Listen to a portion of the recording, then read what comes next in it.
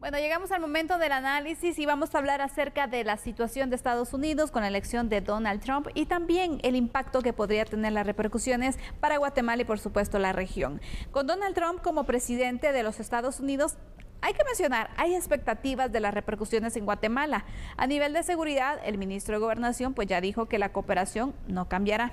Pero hay dos temas en los que sí puede haber cambios y es a nivel de migración, recordando que Donald Trump hizo firmar a Guatemala ser un tercer país seguro. Y el otro tema es a nivel político y judicial. Así que vamos a iniciar con este análisis. Hoy me acompaña en esta parte para ahondar en este punto Max Santa Cruz. Por supuesto, le doy la bienvenida. ¿Cómo estás, Max? Qué gusto tenerte este viernes. Muy amable, Sandy. En un día no usual a la teleaudiencia, por supuesto, a la medida, pero hoy en viernes muy contento de estar compartiendo este espacio y esperemos que las reflexiones que salgan de acá sean del agrado también de todo nuestro público. Sin duda alguna, y es que todos los ojos están puestos en Estados Unidos, las elecciones, los resultados con Donald Trump que regresa a la Casa Blanca y esos temas que sin duda alguna, pues bueno, generan gran expectativa. Hablemos de la migración, que yo creo que es el tema de temas, por obviamente las declaraciones y la postura que daba Donald Trump durante su campaña, especialmente ese mensaje que fue contundente que envió a México respecto a frenar el flujo migratorio. ¿Qué podríamos esperar? Bueno, fue un tema fundamental, diría yo, de campaña. Tal vez tres temas importantes era el tema de migración, el tema de defensa de la democracia y el tema de los derechos de las mujeres. Sin poner un orden, el tema de migración es importante y especialmente para Guatemala, por lo que reviste la cantidad de guatemaltecos que hoy en día residen o trabajan de manera regular o irregular en ese país y que representan para el país, para Guatemala, más de 21.500 millones de dólares en ingreso de divisas hacia la economía nacional.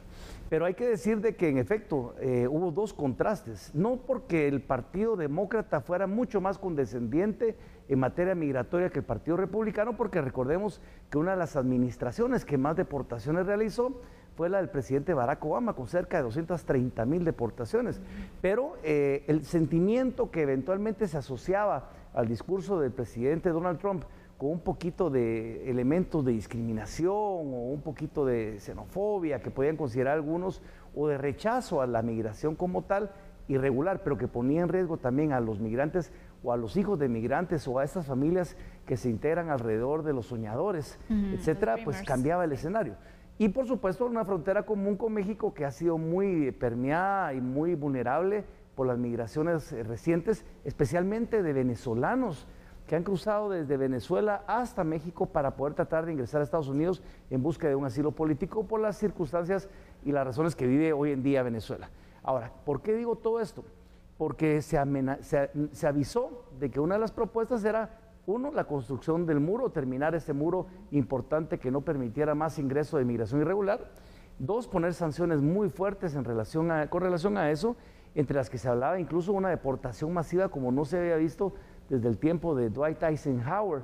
Incluso se hablaba de una deportación masiva de más de 1 millón de personas, cosa que sería un hecho sin precedentes, aunque ya cuando uno ve los números en la realidad, aunque incluso la administración actual, la futura administración del presidente Donald Trump, que toma posesión el 20 de enero, podría contar tanto con el favor del Senado como del Congreso, pues creo que se hace difícil en términos de logística, en términos de posibilidades, de que ese 1 millón de deportados se dé como una de las acciones inmediatas del presidente Trump.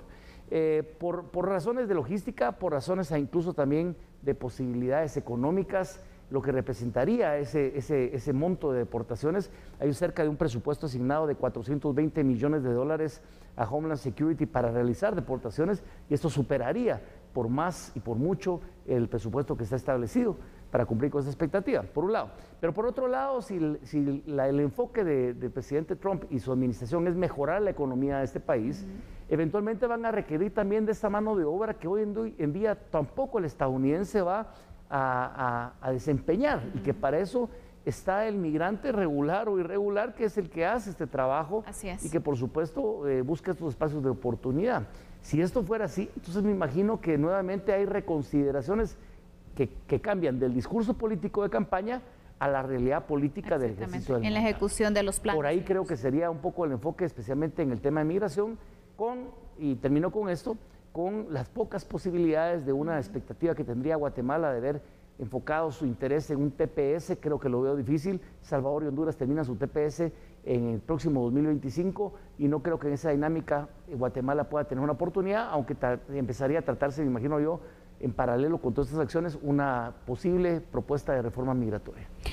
Max, ¿crees que Donald Trump puede seguir, por ejemplo, con ciertos proyectos, considerando que en su administración se tuvo el denominar y la firma que se tuvo por parte de Guatemala de ser un tercer país seguro, donde se le daba pues este asilo, ese apoyo a los migrantes, y era un plan, pues una colaboración que se tenía con Estados Unidos también a cambio de un apoyo que se daba a nuestro país? ¿Crees que puede existir esa posibilidad de continuar con este proyecto, o en qué enfoque estaríamos jugando nosotros en tema migratorio con la administración de Donald Trump?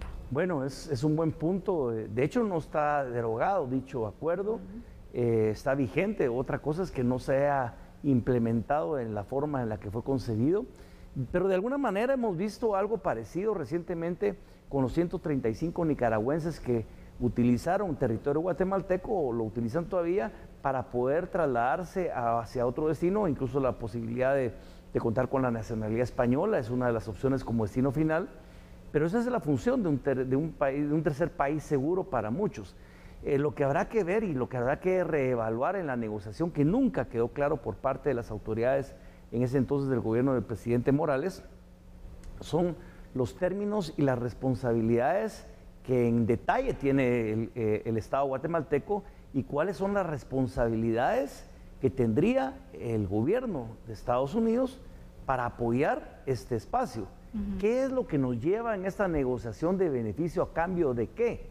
En su momento no entendíamos cuál fue la negociación que tuvo el presidente Morales, porque pareciera que fue más el resultado de una iniciativa de negociación personal que del Estado guatemalteco. Y eso se representó en un evento final que tal vez no fue muy bien recordado o afortunado, en esta firma que sonaba o veía un poquito vulnerada la soberanía que tanto se defendió en algún momento y que parecía ser que se estaba vulnerando en un acto como tal, donde no encontramos todavía la respuesta del beneficio que Guatemala le serviría, el hecho de servir como, valga la redundancia, tercer país seguro. Ahí creo que es importante en todo caso volverse a sentar a la mesa, volver a renegociar los términos de eso, si es que fuera por ahí, y necesitamos en este sentido sí que el presidente Arévalo y su ministro de Relaciones Exteriores y el embajador de Guatemala en Estados Unidos pues puedan de alguna forma empezar a diseñar y elaborar una estrategia, una propuesta de renegociación de llegar a reactivarse dicho acuerdo. Sí. Pero sí es un tema que está sobre la mesa y que todavía tiene muchas preguntas sin responder. Max, en este caso, por ejemplo, la seguridad es otro de los puntos, ¿no? Ya se genera mucha expectativa y el ministro de Gobernación dijo, bueno, nosotros vamos a seguir igual con Estados Unidos, porque no es que se cambie de presidente y bueno, ya todo es diferente, sino es una política de Estado en la cual pues continuaremos de la misma forma. Guatemala sabemos que por ser ese país de paso, ese corredor de la región también, pues genera un interés en Estados Unidos. ¿Qué podríamos esperar de esa relación que se pueda tener en materia de seguridad? Estados Unidos tiene principalmente en su política exterior, pero enfocada más a esta región norte de Centroamérica, por no decir el resto de América Latina especialmente, porque Europa podría tener otros elementos, pero la posición geopolítica de Guatemala le convierte en un punto importante con tres aspectos de interés. Uno es el tema de las migraciones irregulares, que podríamos reanalizar y otra vez reconsiderar el tema famoso aquel de la Alianza para la Prosperidad, que permitiría con algunos recursos de las empresas estadounidenses y con las condiciones adecuadas de parte de los gobiernos locales de la región, por lo menos de la región norte, el Triángulo Norte que le llaman, generar las condiciones para poder atender las causas estructurales de la migración. Pero dos, es el narcotráfico y tres, es el terrorismo. Y el narcotráfico estaría asociado con esas capacidades que hablaba el ministro de Gobernación sobre los apoyos que hay en materia de seguridad. Estados Unidos no va a dejar de tener una presencia a través de las diferentes agencias de operación en temas de seguridad, como la DEA en territorio guatemalteco, porque estamos en esa posición geopolítica. Posiblemente, yo lo he dicho en este espacio, si estuviéramos ubicados en otro sector y en otra región de América Latina, mucho más hacia el sur, no sería un elemento de interés para Estados Unidos en la ubicación de Guatemala. Pero en este caso sí lo es. Lo que habrá que analizar en paralelo también es cómo esta correlación de intereses o de objetivos se empiezan a manejar ahora con la posibilidad también de El Salvador en este aliado que no estaba hasta la administración Biden, cercano al presidente Bukele, al presidente Biden, y que veremos si de repente la presidenta Xiomara Castro, en el caso de Honduras, se busca ese acercamiento con la nueva administración, aunque pareciera ser que no es precisamente la mejor ruta de alianza. Guatemala creo que va a seguir teniendo este espacio de cooperación, de intercambio de información interesante. Hay una institucionalidad que responde más allá a la administración que entra y que sale, que a veces nos cuesta entender en Guatemala porque no vivimos de esa institucionalidad. No estamos acostumbrados. Estamos acostumbrados a eso. En Estados Unidos sí se vive esta historia y por supuesto creo que no van a inventar el hilo negro cada 4 años, sino que hay temas que son inamovibles de la agenda estadounidense en esta región, como el narcotráfico, terrorismo y migración irregular. Así es, no importa si es demócrata, republicano, hay temas de nación que se siguen, que perfectamente bien los has perfilado, Max. Bueno, esperamos entonces ir viendo de qué manera se va desarrollando esa relación diplomática también, el acercamiento entre los presidentes y el trabajo que se pueda continuar entre Estados Unidos y Guatemala, que es un socio comercial también muy importante. Yo creo que lo que tal vez en todo caso podría variar es en ámbitos de la cooperación bilateral.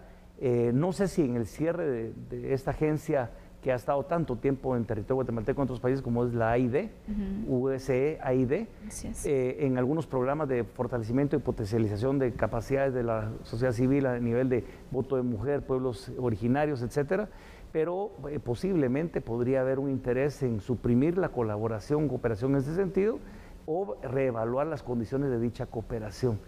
Habrá que esperar cuál es la integración del propio gabinete del presidente Trump, incluso un aspecto importante, quién podría ser designados a estos puestos dentro de la administración, que se mencionaba incluso a nivel de Departamento de Estado, la posibilidad de que un Marco Rubio, que es actualmente pues, de origen cubano-estadounidense o estadounidense-cubano, podría de pronto ser nominado en su momento como uno de los candidatos a ser secretario de Estado.